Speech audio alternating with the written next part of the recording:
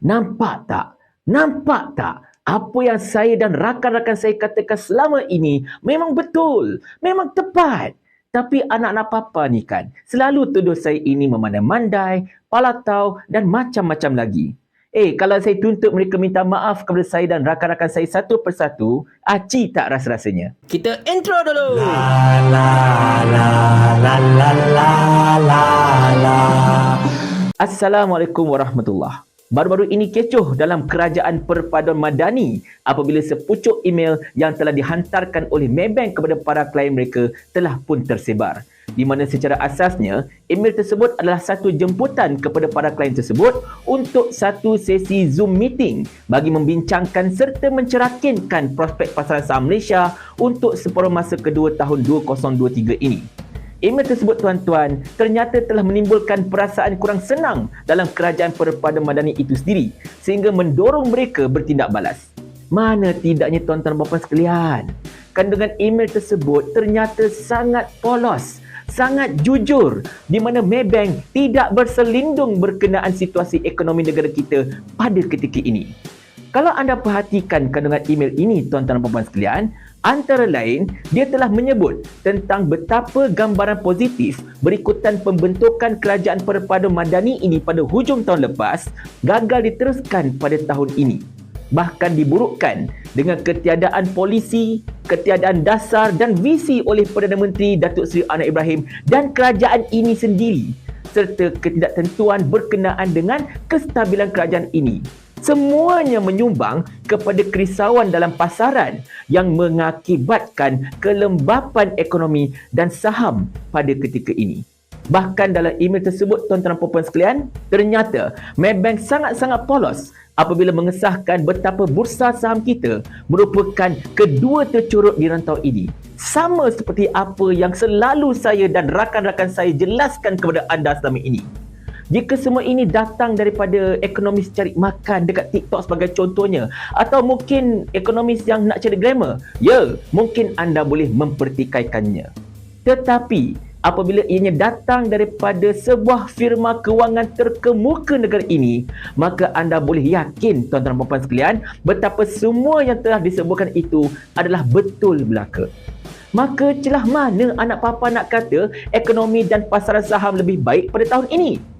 Namun seperti mana yang saya katakan tadi, email ini telah menimbulkan perasaan kurang senang dalam Kerajaan Perpaduan Madani ini yang ternyata tidak dapat menerima hakikat betapa mereka ini sedang gagal dan menghampiri kegagalan. Kementerian Kewangan sedang gagal, Kementerian Ekonomi sedang gagal dan banyak lagi sedang menuju ke arah kegagalan.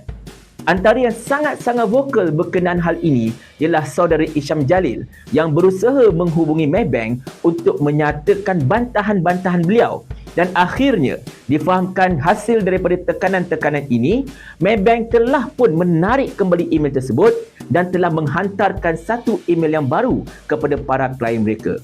Tetapi damage has been done.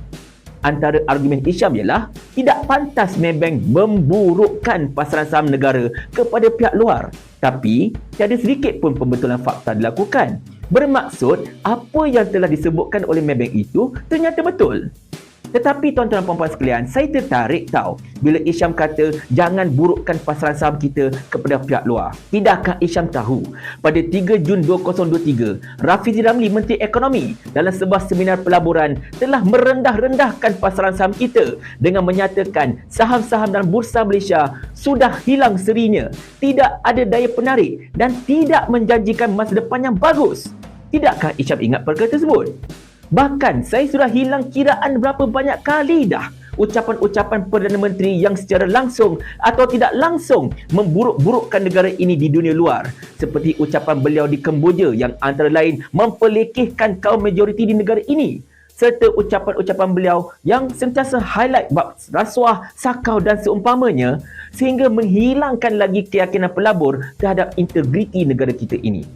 Jadi tuan-tuan dan puan sekalian, jika saudara Isham ini benar-benar ingin memarahi pihak yang memburukkan negara ini, saya rasa Isham tak perlu cari jauh-jauh. Depan mata je pun.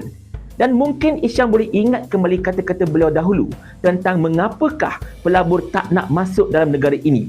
iaitu kata Isyam satu ketika dahulu yang saya respon juga, pelabur-pelabur ini ada satu krisis kepercayaan terhadap negara ini. Bagi saya mudah je tuan-tuan dan puan sekalian. Jika Perdana Menteri mahu mengembalikan keyakinan pelabur-pelabur luar ini untuk pump duit mereka dalam bursa-bursa kita, equity-equity kita dan sebagainya, Perdana Menteri hendaklah mula bertindak daripada sekarang, bertindak selayaknya sebagai seorang Perdana Menteri. Macam mana tu? Nombor satunya, berhentilah menghabiskan masa beliau untuk menyerang dan memburukkan lawan. Nombor duanya, fokus kepada menetapkan dasar dan visi kerajaan. Jangan lagi duk nak sembang sakau rasuah. Di manakah vision anda? Dan yang ketiga, fokus usaha memulihkan ekonomi secara teratur tanpa melibatkan kuasa beli rakyat. Dan yang paling penting sekali tuan-tuan dan puan sekalian, serahkan Kementerian Kewangan kepada menteri yang boleh buat kerja full time dan banyak lagi sebenarnya. Kurangkan juga town hall yang akhirnya hanya akan menceritakan perkara yang sama je. Walaupun ribuan soalan, pelbagai topik ditanyakan kepada beliau. Balik-balik cerita sakau, balik-balik cerita rasuah. Macam dah tak ada benda lain yang beliau mahir. Asal cerita pasal tu je. Bab kata Syed Bosen, rakyat Malaysia sebenarnya masih lagi menantikan Datuk Seri Anwar Ibrahim menjadi Perdana Menteri Malaysia. Mereka masih lagi menantikan Anwar bertindak selayaknya selaku Perdana Menteri Malaysia. Maka mungkin sudah tiba masanya Datuk Seri Anwar Ibrahim benar-benar step up to the plate dan kembali menjadi Perdana Menteri Malaysia yang sepatutnya tuan-tuan dan puan-puan sekalian. Tetapi macam biasa tuan-tuan, kita hanya boleh menasihatkan. Kita hanya boleh memberikan pandangan. In the end of the day, kerajaan ini kan kerajaan mereka. Dan bak kata Sani Hamzan, kerajaan ni kerajaan kami. Jadi ikut suka kami lah. Paling kurang aku ada formula. Ni kau ada menteri berlambat-lambat ni, satu formula pun tak ada. Otak letak dekat mana? Saya ulang. Sampai Abang Jamil mampus.